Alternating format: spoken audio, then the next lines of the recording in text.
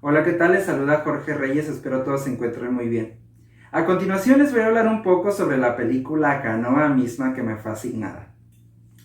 Esta película está basada en un hecho real que pasó el pasado 15 de septiembre de 1968 en el estado de Puebla. Toda la historia se desarrolla en la zona rural del mismo estado, en el ejido San Miguel de Canoa. Este ejido cuenta con características muy arraigadas a la Edad Media, donde la Iglesia Católica, a través de su sacerdote, ejerce un rol muy importante dentro de la misma comunidad, pues él es el encargado de diversas tareas como la luz eléctrica, la accesibilidad al agua y otros servicios públicos. Por una parte, la gente está contenta con él gracias a que él fue quien puso la luz eléctrica en los hogares, etc. Sin embargo, en homilías o sermones, como luego le decimos, decía que próximamente llegarían al ejido comunistas y que ellos les quitarían a sus hijos y que el comunismo es del demonio, etc. La gente se fue creando, por el alto dominio que tenía el sacerdote, se fue creando esa idea y pues había una supervisión de quién entraba y salía al mismo ejido. Todo comienza cuando 5 empleados de la Universidad de Puebla aprovechan del fin de semana largo a causa de la independencia de nuestro país para ir al volcán La Malinche, mismo que está ubicado cerca del ejido, y que el transporte público en el que se fueron de la ciudad al volcán pues los puede dejar lo más cercano a este ejido. Llegan estos, se hace de noche, comienza a llover fuertemente y les impide continuar con su travesía. Es por eso que piden asilo tanto a la iglesia y a otras partes, pero se les es negada por ser totalmente desconocidos. No fue hasta que uno de los ciudadanos les abre las puertas de su casa, ahí se quedan. Sin embargo, cuando estos llegaron al ejido, fueron vistos por toda la comunidad y los etiquetaron de comunistas por ser pertenecientes a la universidad pensaron que eran estudiantes.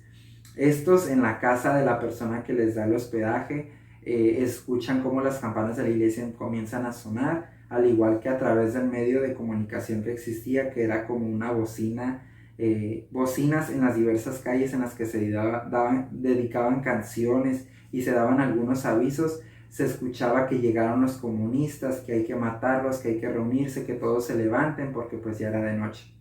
De los 5,000 habitantes que integraban a esta comunidad, 2,000 se juntaron en la iglesia con armas, fuego, palos, etc. Y se fueron juntos hasta la casa donde estaban estos 5 empleados, terminando con la vida de 3 de ellos y también con la del señor que les dio el hospedaje. Los otros 2 quedaron gravemente heridos hasta que llegaron las autoridades de la ciudad y se los llevaron al hospital. Para contextualizar un poco, además de este ejido que es muy católico y hasta cierto punto medieval, la población es analfabeta y semianalfabeta. El español lo hablan muchos, más otra parte de la población habla una lengua. La educación primaria y secundaria no todos la terminan, puesto que la economía no existe dentro de este ejido. Viven de las cosechas de sus parcelas, el sistema de riego es la lluvia, entre otras cosas. Hasta aquí les hablo un poco sobre el resumen y el contexto donde se desarrolla la historia.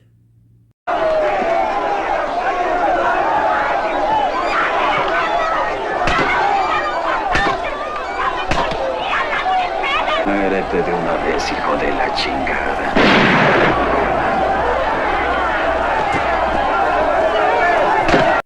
La escena que anteriormente vieron fue la que elegí como escena de impacto para mí. Esta para mí no tiene justificación en la acción, puesto que independientemente de que estos 5 fueran comunistas o no, la manera de establecer o entablar una comunicación entre la misma sociedad y los 5 nunca se llevó a cabo y nunca se dijo ellos vienen de pasada para poder acudir al volcán. Entonces, para mí, esto no es motivo de actuar de esa manera gracias a una doctrina o un pensamiento eclesial. Por otra parte, si me preguntaran qué enseñanza deja tal película, yo la añadiría con el objetivo de la película. Creo que Felipe Casals, al momento de crear esta película, quiere dar como objetivo y enseñanza la identidad del mexicano del 1968, al menos del estado de Puebla, en el que estas personas cómo se dejaron influir bastantemente por una parte por el pensamiento medieval de la Iglesia Católica a través de la figura sacerdotal.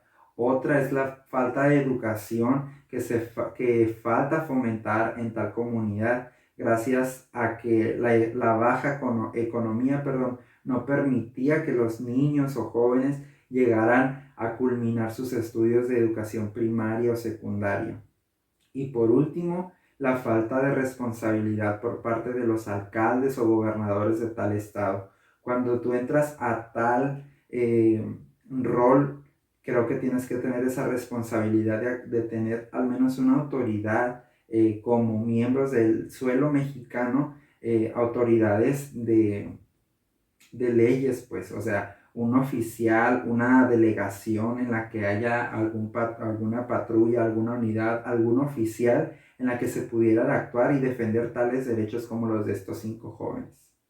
Si pudiera definir en una sola palabra tal película, la definiera como ignorante, y no la película, sino el pensamiento de las personas, misma ignorancia que se siembra gracias, como mencioné al inicio, a la falta de educación y la falta de independencia entre la sociedad como tal y la iglesia como tal. Independientemente de tomar una postura o adoptar cierta religiosidad, el ciudadano debe de saber separar y dividir el pensamiento eclesial y espiritual a los pensamientos y leyes de la sociedad en la que vives. Información relevante que yo haya encontrado dentro del filme fue algo que me llamó mucho la atención. Una que enseguida les voy a poner la escena es cuando ellos acuden a la iglesia a pedir posada. ¿Y qué es lo que les dice el sacerdote? Porque él es el que sale y les niega la entrada. Y después, casi al final de la película, él aparece volteando hacia la cámara como declarando los hechos. Y esa es la versión que él después dice.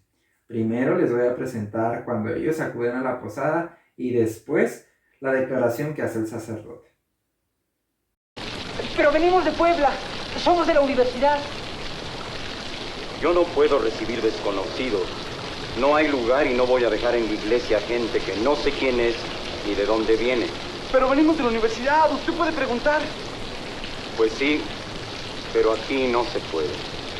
Los excursionistas fueron a pedir posada para pasar la noche en la sacristía, pero les fue negada por las cocineras, puesto que, como dije anteriormente, me encuentro enfermo.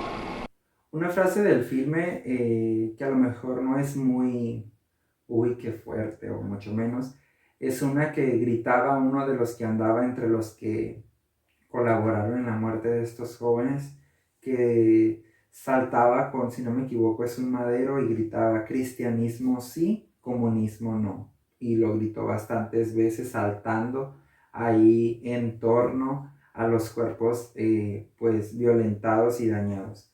Para mí esto jugó como una burla sin fundamento, ¿no? Como mencioné hace unos minutos. Y creo que como de ser un acto violento, un acto tal vez hasta cierto punto serio para ellos, porque pues tenía que solucionarse ese problema, llegó a ser burlesco por parte de esta persona, ¿no? Incluso para otros que ya muertos los seguían golpeando.